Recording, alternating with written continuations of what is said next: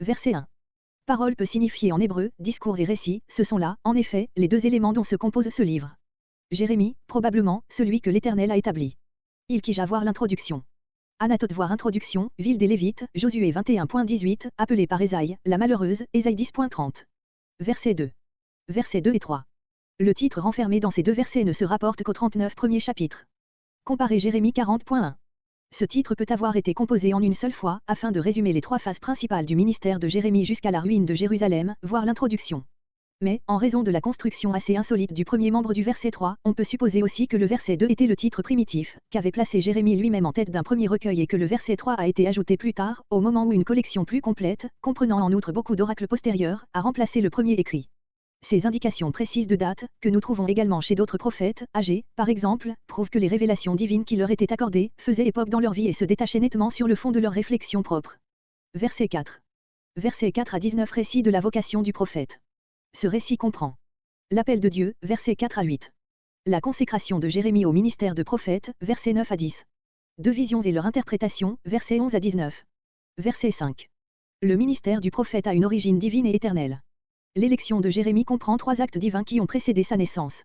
Il a été connu, Dieu connaît toutes ses créatures de toute éternité sans doute, mais il discerne d'avance avec amour ceux qui seront ses fidèles, Romains 8.29-30.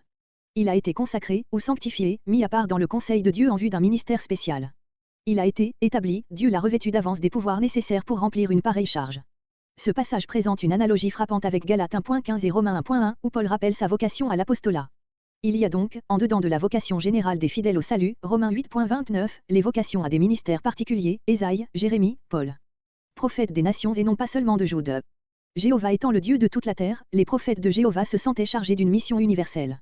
La dernière partie du livre de Jérémie, chapitres 46 à 51, concerne en effet les nations païennes qui environnaient Israël. Verset 6. Je ne sais pas parler. Ce langage est d'un bon augure chez un serviteur de Dieu, à la condition que le défaut de confiance envers Dieu ne s'ajoute pas, comme ce fut le cas un jour chez Moïse, à la défiance naturelle de l'homme envers lui-même. Et Essai exprime, lors de sa vocation, un sentiment analogue à celui de Jérémie. Seulement ce qui prédomine chez lui, c'est la conviction de sa souillure, Ésaïe 6.5, tandis que chez Jérémie, c'est plutôt celle de sa faiblesse. Le terme d'enfant prouve simplement que Jérémie n'avait pas encore atteint l'âge de 30 ans, qui était chez les Juifs celui de la majorité, voire introduction. Verset 7. Tu iras, la chose n'est pas même mise en question. Les deux conditions du succès sont assurées, l'obéissance de l'homme et la force de Dieu. Tu diras tout ce que je t'ordonnerai, le secret de la puissance du serviteur de Dieu est dans sa dépendance absolue à l'égard de celui qui l'envoie. Verset 8. Sois sans peur devant eux, devant tous les adversaires que tu rencontreras en Israël. Comparez chapitre 22. Verset 9. Verset 9 est dit la consécration. Le fait raconté ici appartient au domaine de la vision ou de l'extase, mais il n'en est pas moins une réalité dans la vie intime du prophète. Une scène analogue nous est racontée Ésaïe 6.18. Dans la vision d'Ésaïe, c'est un séraphin qui touche ses lèvres avec un charbon ardent, tandis qu'ici c'est l'Éternel lui-même qui pose sa main sur la bouche du prophète. La parole doit être la seule arme de l'un et de l'autre, mais une arme invincible. Verset 10. Jérémie aura pour lui le droit, je t'ai établi, et la force, pour arracher, etc. Pour arracher et pour abattre, pour ruiner et pour détruire, pour bâtir et pour planter. Le prophète sera tout ensemble ministre de jugement et ministre de grâce, mais comme le ministère de jugement tiendra la plus grande place dans sa vie aussi bien que dans son livre, il est décrit en 4 termes, tandis que le ministère de grâce n'est représenté que par 2. Remarquons que ces deux derniers répondent plus spécialement aux deux premiers, bâtir à abattre, planter à arracher. Ces actes sont attribués à Jéhovah lui-même Jérémie 31.28, Jérémie 45.4, ici, au prophète qui agit de sa part.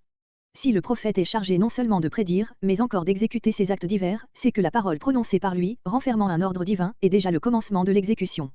Arracher, les prophéties contre l'Égypte, Babel, Jérusalem. Bâtir, la promesse du retour des Juifs.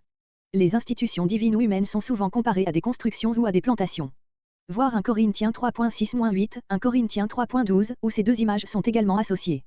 Toute parole de Dieu a une double efficacité, pour la vie et pour la mort, 2 Corinthiens 2.15, et tout ministère fidèle aura cette double conséquence, détruire et édifier. Verset 11. Verset 11 à 16. Vision de l'amandier, versets entre 11 et 12, et de la chaudière, versets 11 à 16. Comparez Exode 4.19, les signes symboliques donnés à Moïse au moment de sa vocation.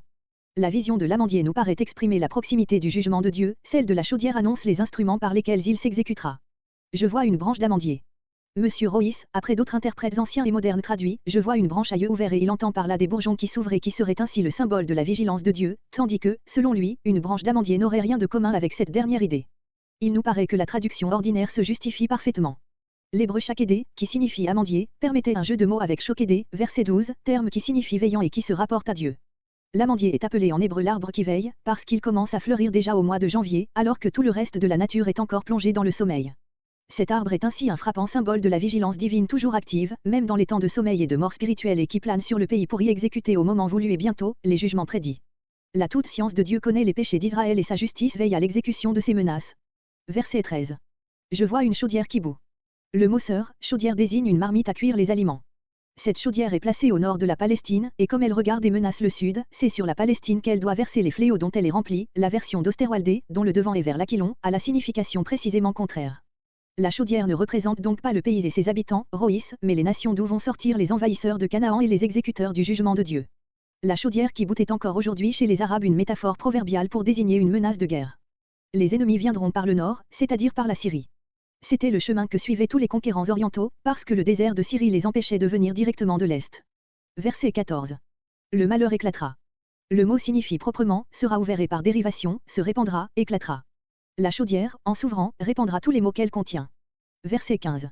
Les familles des royaumes du Nord, les Chaldéens et leurs tributaires. Elles viendront, littéralement, ils viendront, savoir leur chef, pour assiéger, juger, dicter la loi du vainqueur, recevoir les captifs. Comparez 2 Rois 24.12. Leur siège, leur trône, emblème de leur puissance. Verset 16. Eux, les Israélites. L'ouvrage de leurs mains, les dieux qu'ils se sont fabriqués. Verset 17. Le prophète n'aura de danger à courir que de la part des siens et les Chaldéens, auteurs de la ruine de son peuple, lui seront plus cléments que ses propres compatriotes. Saint terrain, comme les orientaux, quand ils vont à la guerre ou en voyage. Ne t'abats pas, de peur que je ne t'abatte.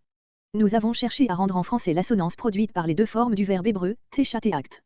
Menace terrible adressée au ministre de Dieu, non pas même rebelle, mais timide, il te sera fait comme tu auras fait, si tu t'abats, Dieu t'abattra. Sur la culpabilité des timides, voir Luc 12.8-9, Apocalypse 21.8. Verset 18. Mais aussi les engagements que Dieu prend se proportionnant aux responsabilités qu'il impose.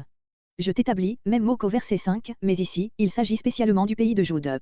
Il y a dans notre texte 3 images, celle d'une ville fortifiée, d'une colonne et d'une muraille d'airain, qui toutes expriment la puissance de résistance, l'impassibilité, la ténacité, que le prophète devra opposer aux assauts des ennemis, c'est-à-dire des Israélites infidèles. Comparez une image équivalente, Ésaïe 50.7, Ézéchiel 3.9.